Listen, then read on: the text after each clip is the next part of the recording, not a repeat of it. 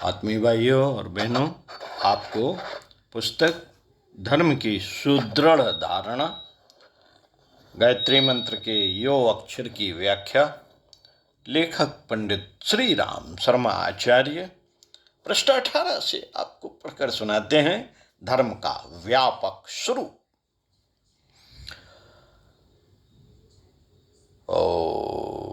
साथियों, नित्य व्यवहार में धर्म शब्द का उपयोग केवल पारलौकिक सुख का मार्ग, केवल पारलौकिक सुख का मार्ग, इसी में अर्थ किया जाता है। जब हम किसी से प्रश्न करते हैं कि तेरा कौन सा धर्म है, तब उससे हमारे पूछने का यही हेतु होता है कि तू अपने पारलौकिक कल्याण के लिए किस मार्ग, वैदिक, बौद्ध, जैन, ईसाई, मोहम्मदी या पारसी से चलता है, और हमारे प्रश्न के अनुसार ही वह उत्तर देता है। उसी तरह स्वर्ग प्राप्त के लिए साधनभूति, यज्ञ, योग आदि वैदिक विषयों की मीमांसा करते समय अथातो ब्रह्म जिज्ञासा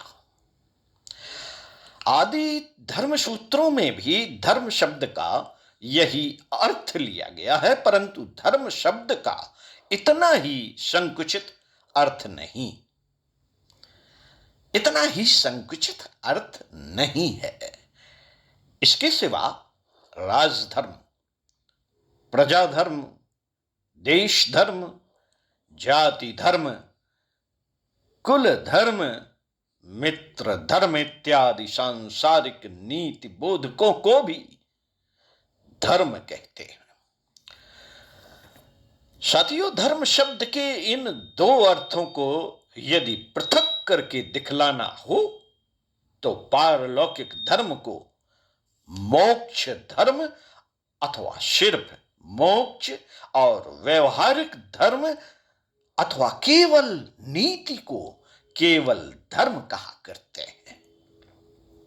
उदाहरणार्थ, चतुर्विध पुरुषार्थों की गणना करते समय हम लोग धर्म, अर्थ, काम, मोक्ष कहा करते हैं। महाभारत में धर्म शब्द अनेक स्थानों पर आया है, और जिस स्थान में कहा गया है कि किसी का कोई काम करना धर्म संगत है, उस स्थान में धर्म शब्द से कर्तव्य शास्त्र अथवा तात्कालीन समाज व्यवस्था शास्त्र ही का अर्थ पाया जाता है, तथा जिस स्थान में पारलौकिक कल्याण के मार्ग बतलाने का प्रसंग आया है, उस स्थान पर मोक्ष धर्म के आशय से इसका प्रयोग किया गया है। इसी प्रकार मनु आदि स्मृति ग्रंथों में ब्राह्मण, क्षत्रिय, वैश्य और शूद्र के विशिष्ट कर्मों अर्थात चारों वर्णों के कर्मों का वर्णन करते समय केवल अर्थ धर्म का ही अनेक स्थानों का, केवल धर्म अर्थ का ही अनेक स्थानों पर कई बार उपयोग किया गया है। गीता में भी स्वधर्ममपि चावेक्ष, गीता 2:31, स्वधर्मे निधनम श्रेयः परधर्मो भयावह, 3:34-35 आदि अनेक स्थानों पर धर्म शब्द इस लोक के चतुर वर्ण के धर्म के अर्थ में ही प्रयोग किया गया है। पुराने जमाने में ऋषियों ने श्रम विभाग, रूप, चातुर्य, वर्ण संस्था इसलिए चलाई थी कि समाज के सब व्यवहार सरलता से होते जावें, किसी एक विशिष्ट व्यक्ति या वर्ग पर ही सारा बोझ न पड़ने पाए, और समाज का सभी दशाओं से संरक्षण और पोषण भली भांति होता रहे। यह बात भिन्न है। यह बात भिन्न है कि कुछ समय के बाद चारों वर्णों के लोग केवल ज्योतिमा त्रोपजीवी, जातिमा त्रोपजीवी, केवल जाति मात्रोपजीवी हो गए। अर्थात सच्चे स्वधर्म को भूलकर वे केवल नामधारी ब्राह्मण, क्षत्रिय, वैश्य अथवा शूद्र हो गए।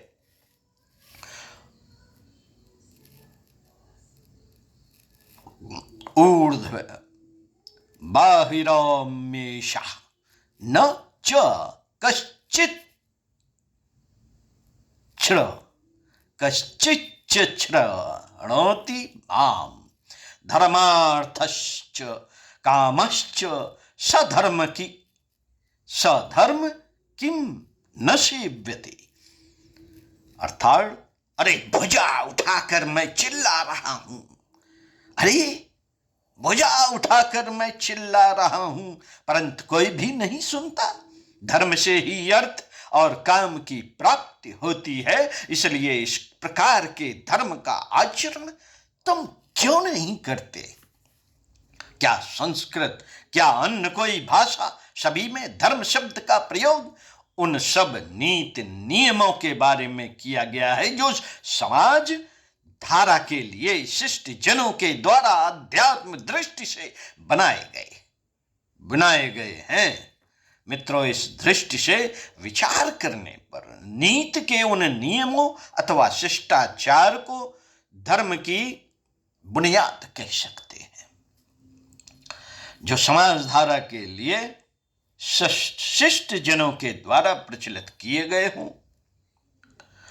और इसलिए महाभारत अनुच्छेद 140-157 में एवं स्मृति ग्रंथों में आचार प्रभवो धर्म अथवा आचारः परमो धर्मः मनु 1/108 में अथवा धर्म की मूलता को बतलाते समय वेदः स्मृतः सदाचारा स्वस्य प्रियमात्मनः मनु 12-2 में इत्यादि वचन कहे गए हैं। साथियों, धर्म शब्द की दूसरी एक और व्याख्या प्राचीन ग्रंथों में दी गई है। यह व्याख्या मीमांसकों की है।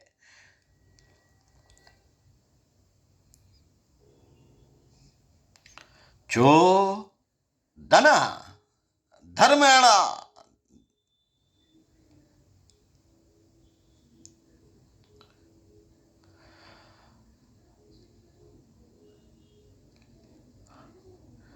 जो दना लक्षणार्थो धर्म। किसी अधिकारी पुरुष का यह कहना अथवा आज्ञा करना कि तू अमुक कर अथवा मत कर प्रेरणा है।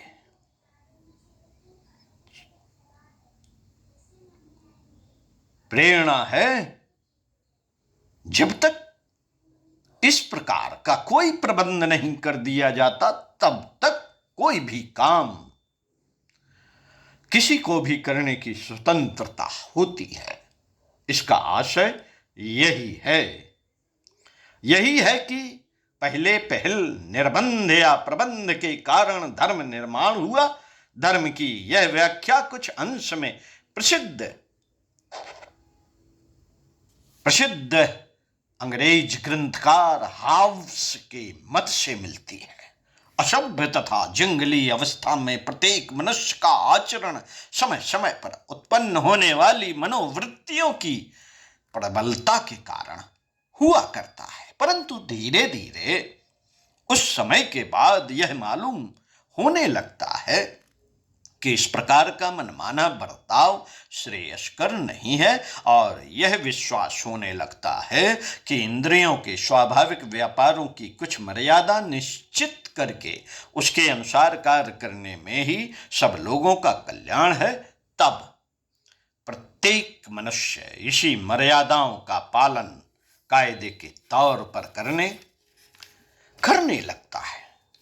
जो शिष्टाचार या अन्य रीत से सुदृढ़ हो जाया करती है, जब इस प्रकार की मर्यादाओं की संख्या बहुत बढ़ जाती है, तब उन्हीं का एक शास्त्र बन जाता है। पूर्व समय में विवाह व्यवस्था का प्रचार नहीं था। पहले पहल उसे श्वेत केतु ने चलाया। इसी प्रकार शुक्राचार्य ने मदिरापान को निषिद्ध ठहराया, यह न देखकर कि इन मर्यादाओं को बनाने में श्वेत केतु अथवा शुक्राचार्य का क्या हुआ था, क्या हेतु था, क्या मतलब था। केवल इसी एक बात पर ध्यान देकर कि इन मर्यादाओं के निश्चित करने का काम या कर्तव्य इन लोगों को करना पड़ा, धर्म शब्द की जो धनालक्षणोऽर्थो धर्मः व्याख्या बनाई गई। इंद्रियस्येन्द्रियार्थे राग द्वेषो व्यवस्थितो त्योर्न वश मागच्छेत नौ हास्य ह्यस्य नौ ह्यस्य परिपथिनौ।